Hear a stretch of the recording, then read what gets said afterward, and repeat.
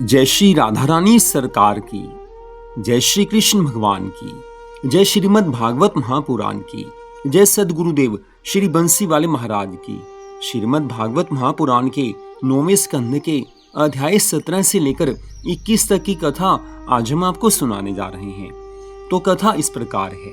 श्री सुखदेव जी महाराज आगे की कथा का वर्णन करते हुए कहने लगे हैं। हे राजा परीक्षित, पुरुरवा राजा के वंश में एक नहुष नामक ऐसा प्रतापी राजा हुआ कि वह इंद्रासन का राजा बना।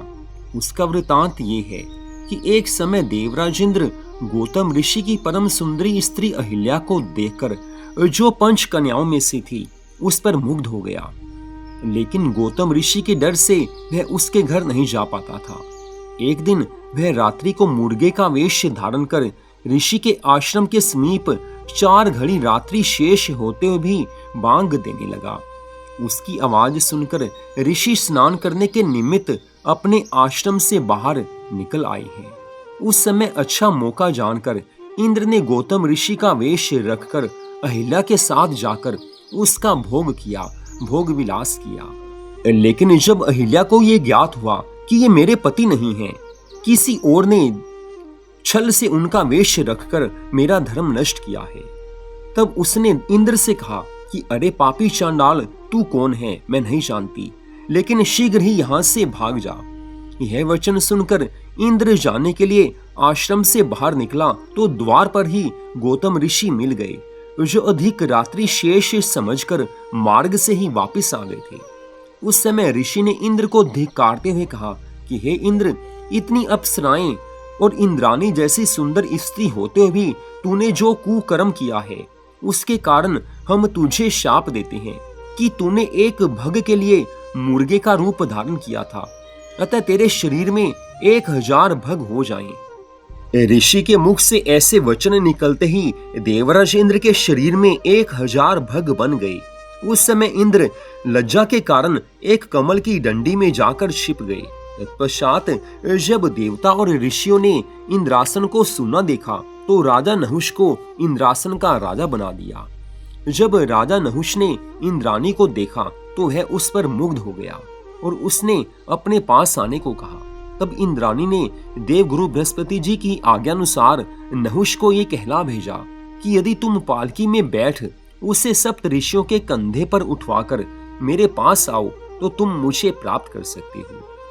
तब नहुष ने उसी समय सप्त ऋषियों को आज्ञा दी है कि वे यहाँ आकर मेरी पालकी उठावें। ऋषियों को पालकी में लगाकर वह प्रसन्नता पूर्वक इंद्रानी के महल की ओर चला है। ऋषियों से पालकी ना उठने के कारण वह धीरे धीरे चलने लगे। उस समय उसने लात मारकर ऋषियों से कहा कि सर्प अर्थात जल्दी जल्दी चलो। इस पर ऋषियों ने क्रोधित होकर उसे शाप दिया कि हे दुष्ट, तू शीघ्र ही सर्प हो जा। इस शाप को सुनते ही नहुष सर्प हो गया। नहुष के सर्प हो जाने पर इंद्र कमल नाल से बाहर निकला और ऐसा यज्ञ किया कि जिससे उसकी 1000 भगें 1000 नेत्रों के समान गुणकारी हो गई। तत्पश्चात इंद्र पुनः सिंहासन पर आरूढ़ होकर देवलोक का राज्य करने लगा है। इतनी कथा सुनाकर श्री सुखदेव जी महाराज कहने लगे हैं। हे राजा परीक्षित, राजा नहुष के ययाति आदि पुत्र अत्यंत प्रतापी हुए। जब ऋषियों के शाप के कारण राजा नहुष अजगर बनकर कुरुवन में रहने लगा, तब ययाति सिंहासन पर आरूढ़ हुआ और उसने अन्य देशों के समभाग करके अपने भाइयों को बांट दिए। ययाति ने शुक्राचार्य की पुत्री देवयानी के साथ विवाह किया था। तदनंतर उसने वृषपर्वा नामक दैत्य की पुत्री शर्मिष्ठा के साथ भी विवाह किया। राजा ययाति ने 1000 वर्ष तक देवयानी के साथ संसारिक सुखों का उपभोग किया, भोग विलास किया, परंतु तो भी उसका मन नहीं भरा है। इतनी कथा सुनाकर श्री सुखदेव जी महाराज कहने लगे हैं। ये राजा परीक्षित, बहुत समय पश्चात राजा ययाति को ज्ञान प्राप्त हो गया। तब एक दिन उसने अपने मन में ये विचार किया है कि मैंने इतना सुख भोगा, सारी आयु मेरी भोग विलास में बीत गई, फिर भी मेरी संसारिक इच्छाएं तृप्त नहीं हुई। सो इस संसारी माया जाल में पड़े रहकर व्यर्थ ही जन्म गंवाने से तो अच्छा है कि अब मैं अपना परलोक बनाने के लिए भगवान की भक्ति करूं, भगवान की पूजा आराधना करूं। अपने मन को प्रभु चरणों में लगाकर मुझे अपना परलोक भी तो बनाना है। ऐसा सोचकर ययाति ने अपनी पत्नी देवयानी से कहा है कि हे प्रिय, मैंने शिकार खेलते समय एक कौतुक देखा था, उसे सोचकर अभी तक मुझे हंसी आ रही है। देवयानी हाथ जोड़कर कहने लगी है कि हे प्राणनाथ, वह चरित्र मुझे भी सुनाने की कृपा कीजिए। राजा ने कहा, हे देवयानी, एक ब्राह्मण की बकरी कुएं में गिर गई थी। उसे एक बकरे ने बाहर निकाला। तब वह बकरी उसी बकरे को अपना स्वामी मानकर बहुत दिनों तक संसारिक सुख लेती रही। जब उस बकरी के 2 बच्चे हुए तब वह बकरा किसी दूसरी बकरी के पीछे लग गया। यह देखकर पहली बकरी अपने ब्राह्मण के घर लौट आई। तब उस ब्राह्मण ने उस बकरे को नपुंसक बना दिया। जब बकरे ने बहुत प्रार्थना की तो ब्राह्मण ने दया करके उसे फिर जैसे का तैसा कर दिया। तब वह बकरा फिर उसी प्रकार संसारिक सुख में फंस गया। यह वृतांत सुनकर देवयानी ने कहा कि हे महाराज, वह बकरा अत्यंत मूर्ख था जो उस बकरी के साथ भ्रष्ट हुआ। राजा ने कहा कि हे देवयानी, सच कहूं तो वही दशा मेरी और तुम्हारी भी हो रही है। मनुष्य को चाहे संपूर्ण संसार का धन, स्त्री और 7 द्वीपों का राज्य क्यों न मिल जाए, किंतु उसका मन संसारिक सुखों से कभी तृप्त नहीं हो सकता है। जिस प्रकार आग में घी डालने से उसकी लपटें अधिक बढ़ती ही जाती हैं, ठीक ऐसे ही मनुष्य जैसे जैसे भोग विलास में अपने मन को लगा देता है, उसकी इच्छा और अधिक बढ़ती जाती है। अतः अब हमें इससे विरक्त होकर श्री नारायण भगवान का भजन करना चाहिए ताकि प्रभु को हम प्रसन्न कर सकें। जीवन व्यर्थ चला गया, भोग विलास में खो गया, लेकिन अब इस जीवन को प्रभु चरणों में लगाना है।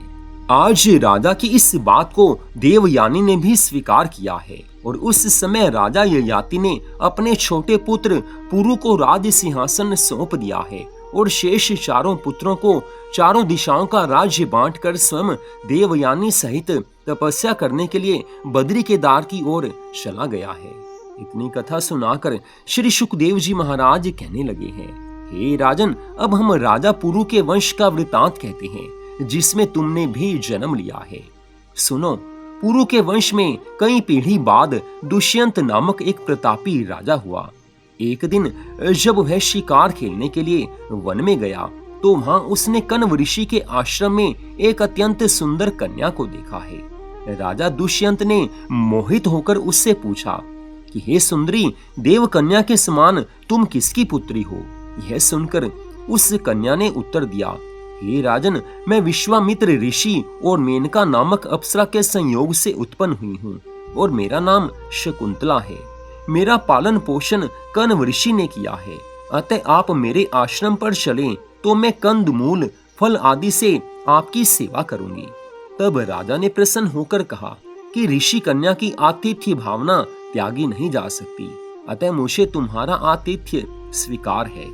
तब दोनों ने प्रसन्नता पूर्वक गांधर्व विवाह की भावना से विवाह किया और दुष्यंत ने उसके साथ संभोग किया।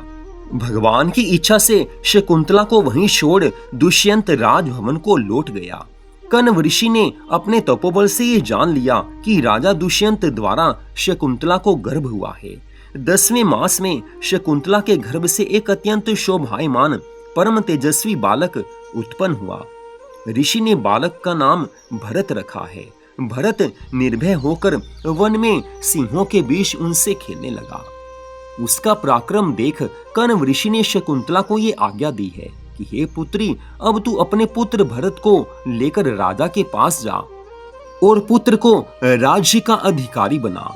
ऋषि की आज्ञा से शकुंतला उस पुत्र को लेकर राजा की नगरी में आई है। राजा से मिलकर शकुंतला ने कहा है कि मैं आपकी पत्नी शकुंतला हूँ, आपके पुत्र राजकुमार के सहित आपकी सेवा में उपस्थित हुई हूँ। शकुंतला के ऐसे वचन सुनकर राजा ने कहा कि मैं नहीं जानता कि तू कौन है और यह किसका बालक लेकर यहाँ आई है। राजा ने अज्ञान भरे ऐसे मिथ्या वचन कहे, लेकिन उसी समय आकाशवाणी हुई है कि हे राजन, शकुंतला का कथन सत्य है। यह बालक तुम्हारे ही अंश से उत्पन्न हुआ है, इसलिए तुम इन दोनों को अपने घर में रखो।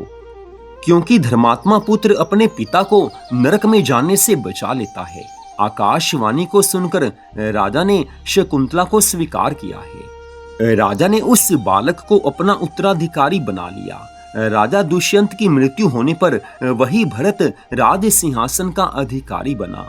उसने 55 अश्वमेघ यज्ञ गंगा जी के तट पर और 78 यमुना जी के तट पर किए तथा ब्राह्मणों को रत्न धन आदि बहुत से दान दिए।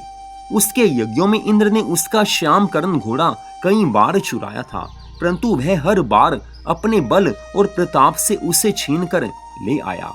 पृथ्वी पर जितने भी मलेश दुखदाई राजा थे, भरत ने उन सब को नष्ट कर दिया। उसके राज्य में पर्वतों और समुद्रों में सोने तथा रत्नों की खानें प्रकट हो गई।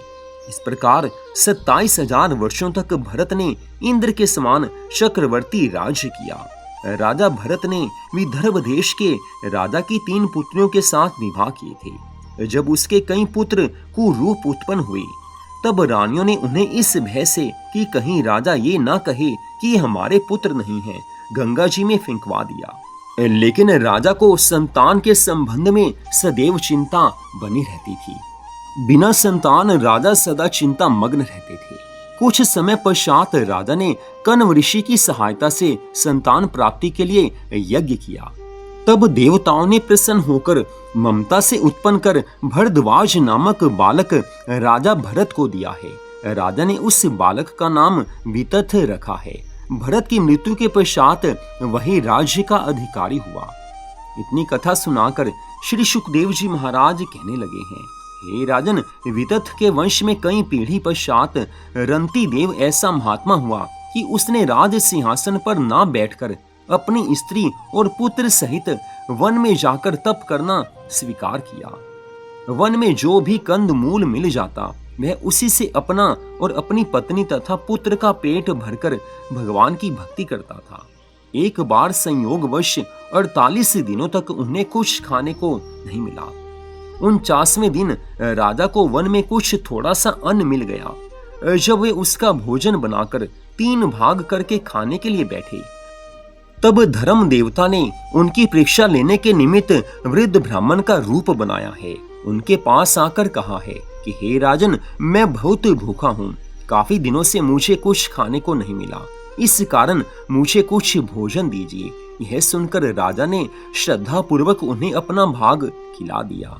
जब वृद्ध ब्राह्मण रूपी धर्म ने उसे खाकर ये कहा कि अभी मेरी शुद्धा दूर नहीं हुई है, मुझे भूख लगी है, तब रानी तथा राजकुमार ने भी उन्हें अपना अपना भाग खिला दिया। तत्पश्चात ब्राह्मण रूपी धर्म देवता ने उन्हें आशीर्वाद दिया है, अंतर ध्यान हुए हैं।